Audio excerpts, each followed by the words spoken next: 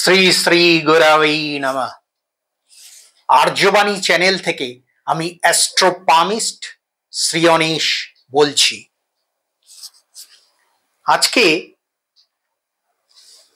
অনুরা যোগ নিয়ে আলোচনা করব। অনুরা যোগ, অনুরা কাদের বলা হয় না, অবিবাহিতা নারীদের অনুরা বলা হয়। তো প্রথম কম্বিনেশনটা বলি, সেটা হলো লগ্ন, তার সমসপ্তমে শনি বসে আছে। তো লগ্নের সমসপ্তমে যদি শনি বসে থাকে, শনি কি করায়, দীর্ঘসূত্রিতা আনে। দীর্ঘসূত্রিতা অর্থাৎ এই জাতক বা জাতিকার যদি এরকম কম্বিনেশন থাকে, লগ্নের সমসপ্তমে শনি, তার বিয়ে হতে দেরি হয়। মানে বিয়ে হতে তার দেরি হয় যদি সমসপ্তমে শনি বসে থাকে। এটা তো অনেকেই জানেন, এটা খুব কমন ফ্যাক্টর। এটা এবার অনুরা যোগটা কি? অনুরা যোগটা হলো যে লগ্নের সমসপ্তমে তো শনি থাকবেই, এর সাথে তিনটে অশুভ গ্রহ, এর সাথে তিনটে অশুভ গ্রহ শনিকে দৃষ্টি দেবে। যেমন ধরুন লগ্নের সাথে রবি বসে আছে, তাহলে রবি সমসপ্তমে শনিকে দেখছে। আবার ধরুন মঙ্গল বসে আছে কর্কটে, তাহলে মঙ্গলের চতুর্থ দৃষ্টি আছে, তাহলে 1 2 3 4 মঙ্গলও শনিকে দেখছে। রাহু ধরুন এখানে বসে আছে, রাহুর ক্লকওয়াইজ দৃষ্টি হয়, পঞ্চম দৃষ্টি ধরুন, তাহলে 1 2 3 4 5, মানে এদিক থেকে শনিকে দেখছে রবি, এদিক থেকে দেখছে মঙ্গল, এদিক থেকে দেখছে রাহু। তিনটে অশুভ গ্রহ। কিন্তু রবি অশুভ নয়, রবি ক্রূর গ্রহ, কিন্তু এখানে সমসপ্তমে রবির ফাংশনটা কিন্তু অশুভ হয়ে যায়।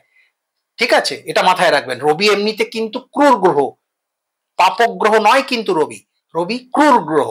কিন্তু সমসপ্তমের যখন একটা কানেকশন চলে আসে, রবি এবং শনি যেখানে বসে আছে, বিশেষত রবি শনির সম্পর্ক জানেন, পিতা পুত্রের সম্পর্ক, এবং অত্যন্ত খারাপ সম্পর্ক, মানে মধুর তো আদৌ নয়, পিতা পুত্রের একটা বৈরী সম্পর্ক, বৈরিতার সম্পর্ক, মানে শত্রুতার সম্পর্ক।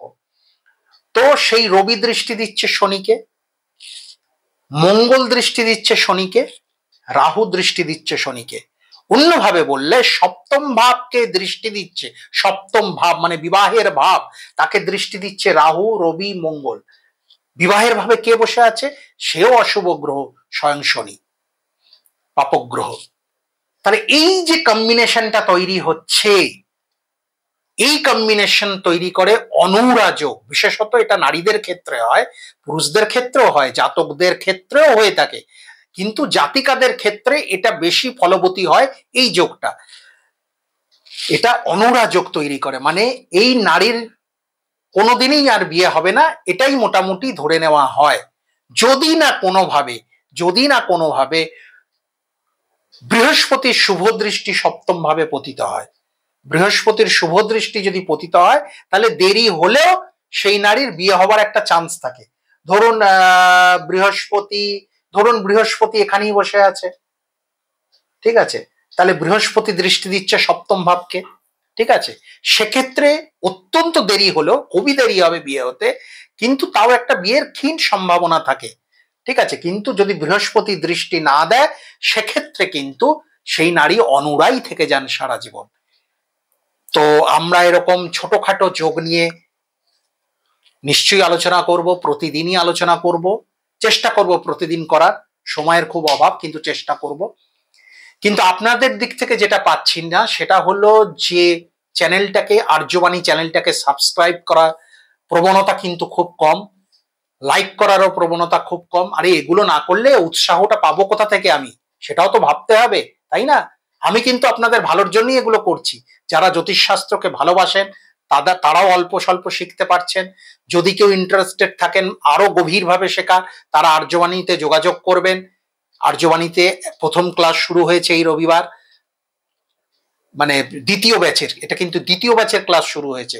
প্রথম ব্যাচের ক্লাস কিন্তু 20তম ক্লাস হবে এবার, এই রবিবার, আসছে রবিবার। তো যাই হোক, যদি কেউ বিশদে শিখতে চান তাহলে আর্যবাণী কর্তৃপক্ষের সাথে যোগাযোগ করবেন। নাম্বারটা নোট ডাউন করে নিন, 7980749608। আবার বলছি 7980749608। সবাই খুব খুব ভালো থাকবেন। গুরু কৃপাহি কেবলম।